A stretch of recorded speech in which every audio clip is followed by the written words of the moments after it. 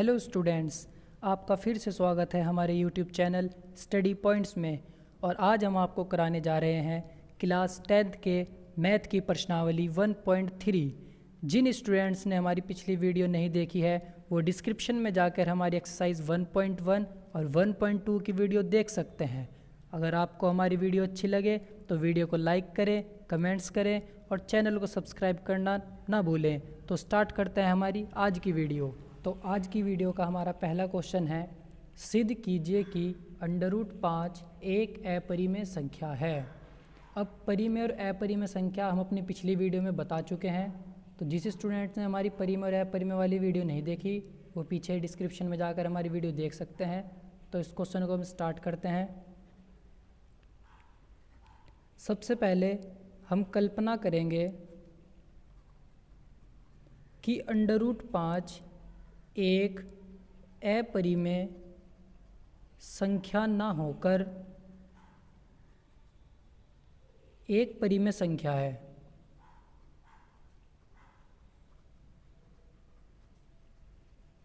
√5 को हम एक अपरिमेय से और एक परिमेय संख्या मान लेंगे। चूँकि √5 को अब हमने परिमेय संख्या मान लिया है तो √5 को हम P/Q के रूप में लिख सकते हैं। परिमेय संख्या वही होती है जिसे हम P/Q के रूप में लिख सकते हैं, जहाँ P व Q एक अभाज्य पूर्णांक हैं।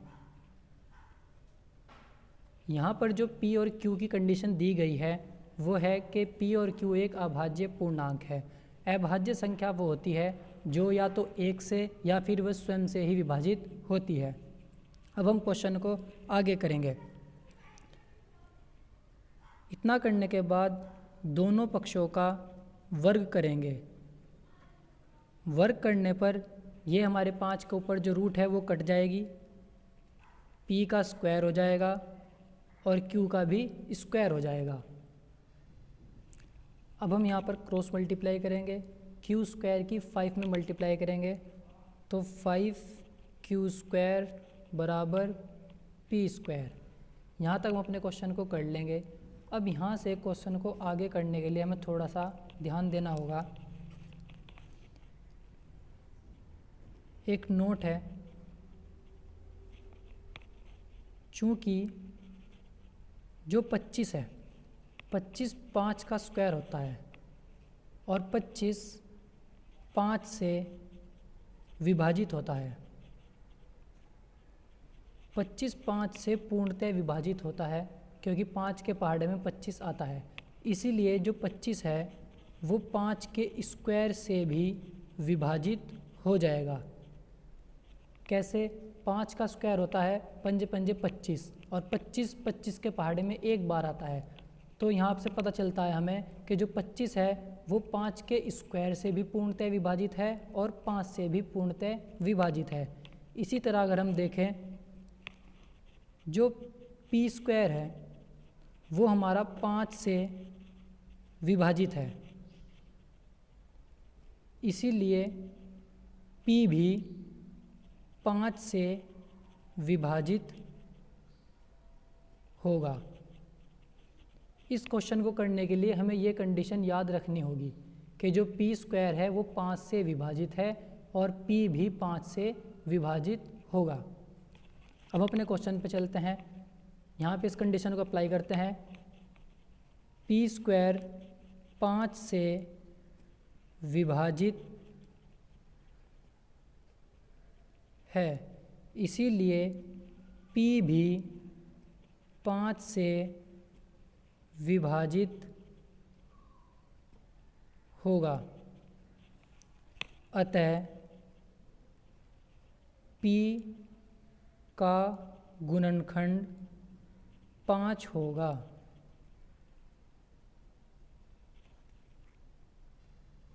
अतः जो P स्क्वायर है हमारा वो 5 से विभाजित है, इसीलिए P भी 5 से विभाजित होगा और जो 5 होगा वो P का एक गुणनखंड कहलाएगा।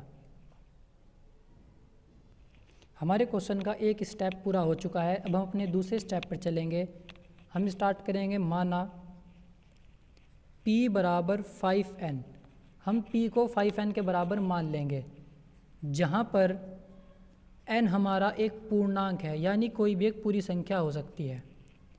चूँकि p बराबर हमने 5n माना है, तो हम यहाँ पर p का मान रख देंगे।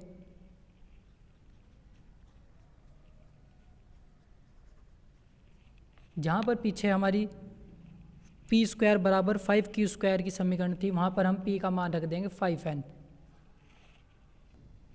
जो हमने p बराबर 5n माना है, उस p का मान हम यहाँ रख देंगे 5n।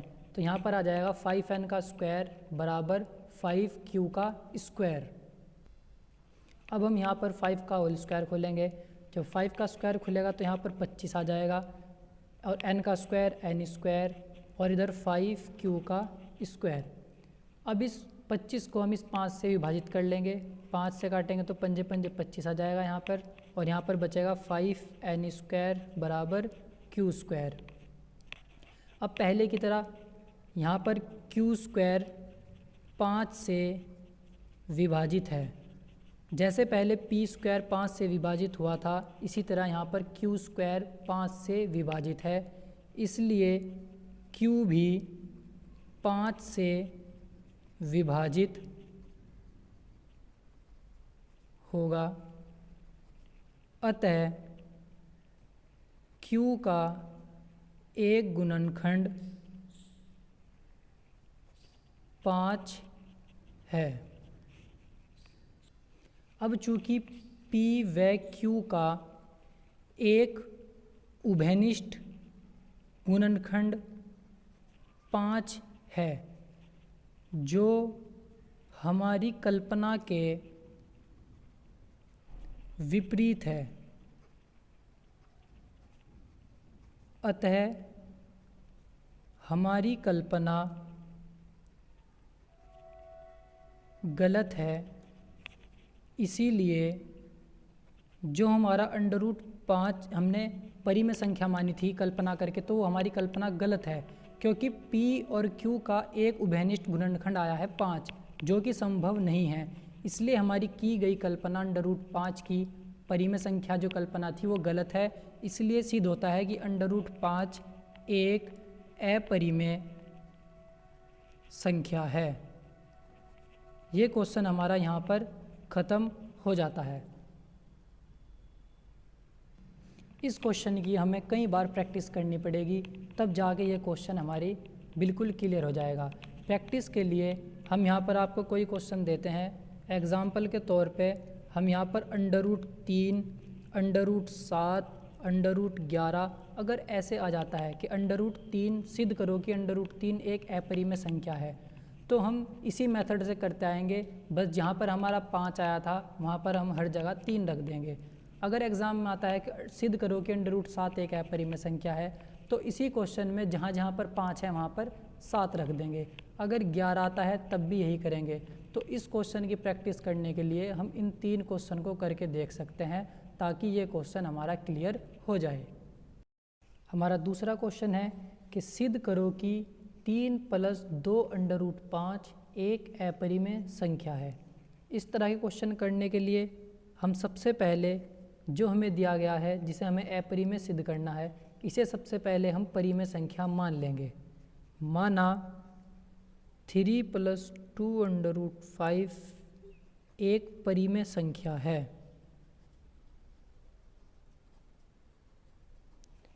अब हमने इसे परिमेय संख्या मान लिया है, तो अब हम इस संख्या को p/q के रूप में लिख सकते हैं। 3 + 2 √5 बराबर p/q, जहाँ p व q एक अभाज्य पूर्णांक है। इतना करने के बाद हम ये जो 3 है, ये यहाँ पर प्लस की संख्या है। इस प्लस के 3 को हम बराबर से जब इधर भेजेंगे तो ये माइनस में जाएगा, तो 3 को हम इधर माइनस में भेज देंगे, p/q -3। तो ये प्लस का 3 इधर आ गया है हमारे पास माइनस में। अब ये जो 2 है इस √5 के साथ मल्टीप्लाई में, यानी कि यहाँ से गुणा में जुड़ा हुआ है, तो यहाँ से हम इसे गुणा में से हटाकर नीचे भाग में पहुँचा देंगे। तो √5 बराबर p/q -3 अपॉन में इसके 2। अब चूंकि यहाँ √5 अकेला हो गया है और सारी जो भी इसके साथ संख्या थी वो सारी बराबर से इधर जा चुकी है। पीछे हम सिद्ध करके आए हैं कि √5 एक अपरिमेय संख्या है। हम पिछले क्वेश्चन में प्रूफ कर चुके हैं कि √5 एक अपरिमेय संख्या है और बराबर से इधर की ये पूरी संख्या P/Q के रूप में लिखी गई है, इसलिए P/Q के रूप में लिखी जाने वाली संख्या परिमेय संख्या कहलाती है। अब यहाँ पर बराबर से इधर अपरिमेय संख्या है और बराबर के इधर परिमेय संख्या है, तो यहाँ से पता चलता है कि अपरिमेय संख्या बराबर हो रही है परिमेय संख्या के। ऐसा संभव नहीं हो सकता। चूँकि अपरिमेय संख्या परिमेय संख्या के बराबर नहीं हो सकती, तो इसीलिए हम लिखेंगे चूँकि √5 एक अपरिमेय संख्या है जो P/Q - 3/2 परिमेय संख्या के बराबर है, परिमेय संख्या के बराबर है, जो सत्य नहीं है। एक अपरिमेय संख्या परिमेय संख्या के बराबर नहीं हो सकती, इसलिए √5 इस परिमेय संख्या के बराबर नहीं हो सकता। इसीलिए हमारी कल्पना गलत है और 3 + 2√5 जिसे हमने परिमेय संख्या माना था स्टार्टिंग में, 3 + 2√5 एक अपरिमेय संख्या सिद्ध होती है, अपरिमेय संख्या है। ये क्वेश्चन हमारा यहीं समाप्त हो जाता है। अब हम चलते हैं अपने नेक्स्ट क्वेश्चन की तरफ। तो चलते हैं अपने तीसरे क्वेश्चन पर। तीसरा क्वेश्चन है कि सिद्ध कीजिए कि निम्नलिखित संख्याएं अपरिमेय संख्याएं हैं। यह भी पिछले क्वेश्चनों की तरह ही है, इसमें भी हमें इन्हें अपरिमेय संख्या सिद्ध करना है। तो सबसे पहले हम 1/√2 एक परिमेय संख्या है। तो सबसे पहले हम मान लेंगे कि माना 1/√2 एक परिमेय संख्या है। जब हमने मान लिया ये परिमेय संख्या है तो हम इसे P/Q के रूप में लिख सकते हैं, जहाँ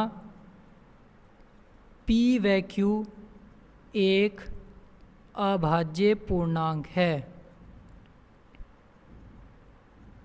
सभी क्वेश्चन एक जैसे हैं। अगर आप स्टार्टिंग से देखोगे तो सभी क्वेश्चन बिल्कुल एक जैसे हैं, बस संख्याएं चेंज हो रही हैं। यहाँ क्या करेंगे, अब हम एक बात देखेंगे यहाँ पर, चूँकि 2/3 एक परिमेय संख्या है, क्योंकि इसे P/Q के रूप में हम लिख सकते हैं। यह एक परिमेय संख्या है। अगर मैं इन्हें पलट दूँ, 3/2 कर दूँ, तब भी ये क्या कहलाएगी, परिमेय संख्या ही कहलाएगी। यानी कि P/Q भी परिमेय संख्या है और Q/P भी परिमेय संख्या है। तो हम यहाँ पर यही काम करेंगे। मैं यहाँ लिखता हूँ, पलटने पर जब हम संख्याओं को पलटेंगे तो √2 ऊपर चला जाएगा और 1 नीचे, Q ऊपर और P नीचे। तो ऊपर आ जाएगा √2, इधर आ जाएगा Q/P। अपॉन में 1 लगाने की कोई ज़रूरत नहीं है। अब हमारे पास आता है कि √2 बराबर Q/P। चूँकि हमें पता है कि जो √2 है, जो √2 है वो हमारी अपरिमेय संख्या है और जो Q/P है वो हमारी परिमेय संख्या है। और अपरिमेय संख्या और परिमेय संख्याएं क्या आ रही हैं, बराबर आ रही हैं, जो कि सत्य नहीं है। अतः हमारी की गई कल्पना गलत है। 1/√2 एक परिमेय संख्या ना होकर एक अपरिमेय संख्या है। हम यहाँ पर अब अंत में यही लिखेंगे, चूँकि √2 अपरिमेय संख्या है जो Q/P परिमेय संख्या के बराबर है, जो सत्य नहीं है। अतः हमारी कल्पना गलत है।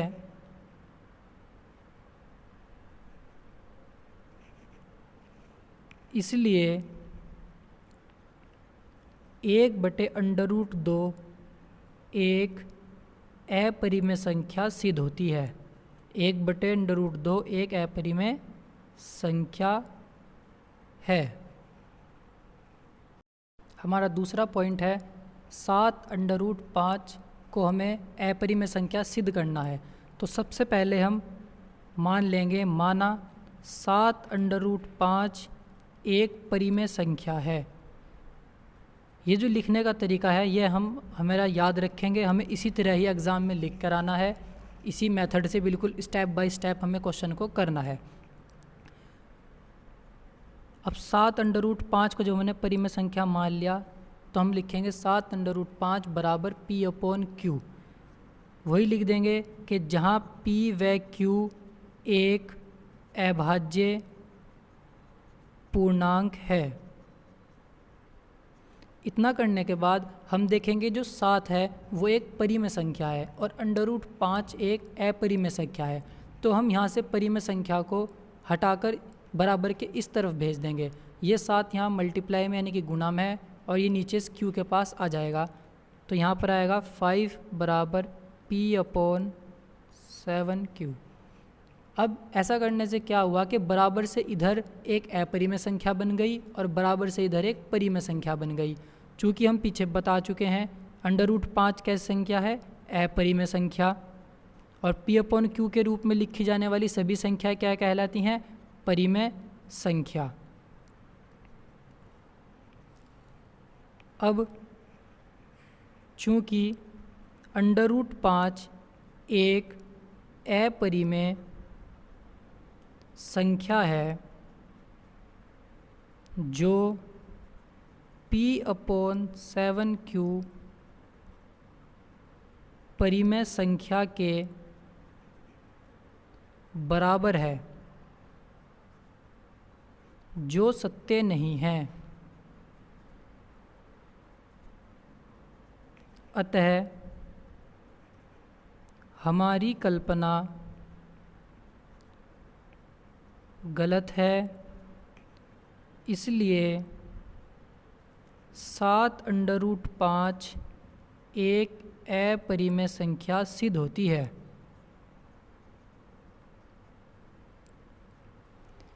इस तरह के क्वेश्चन में हम अपना ये लिखने का तरीका ज़रूर याद रखेंगे और ऐसे ही स्टेप बाय स्टेप अपने क्वेश्चन को करते चलेंगे और यहाँ पर ये क्वेश्चन हमारा पूरा हो जाता है। ये हमारी एक्सरसाइज का लास्ट क्वेश्चन है और इसमें भी हमें दिया गया है कि सिद्ध कीजिए कि 6 + √2 एक अपरिमेय संख्या है। तो सबसे पहले हम मान लेंगे, माना 6 + √2 एक परिमेय संख्या है। मानने के बाद हम इसे P/Q के बराबर रख देंगे, जहाँ P व Q एक अभाज्य पूर्णांक है। इतना करने के बाद हमें पता है कि जो 6 है वो एक परिमेय संख्या है और 2 एक √2 एक अपरिमेय संख्या है। तो हम इस 6 को इस अपरिमेय संख्या से हटाकर इधर बराबर के इधर भेज देंगे। ये 6 यहाँ पर प्लस का है, हम बराबर के इधर से माइनस में भेज देंगे। तो √2 बराबर P/Q -6। अब बराबर के इधर अपरिमेय संख्या बच गई और बराबर से इधर परिमेय संख्या बच गई। ये बची हमारी अपरिमेय संख्या, P/Q के रूप में लिखी गई संख्या परिमेय संख्या। इतना करने के बाद हम लिखेंगे, चूँकि √2 एक अपरिमेय संख्या है जो P/Q -6 परिमेय संख्या के बराबर है, जो सत्य नहीं है। अतः हमारी कल्पना गलत है।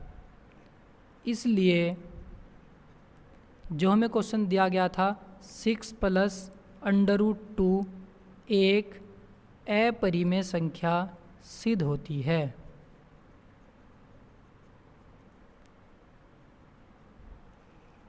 यहाँ पर ये क्वेश्चन हमारा कंप्लीट हो जाता है और एक्सरसाइज भी कंप्लीट हो जाती है। हम आशा करते हैं कि आपको हमारी ये वीडियो अच्छी लगी होगी। अगर आपको हमारी ये वीडियो अच्छी लगे तो चैनल को सब्सक्राइब करना ना भूलें और बेल आइकन को भी दबा दें ताकि आपको हमारी आने वाली वीडियो का नोटिफिकेशन मिलता रहे। और कोई भी क्वेश्चन से रिलेटेड डाउट हो आप कमेंट बॉक्स में जाकर हमारे से पूछ सकते हैं।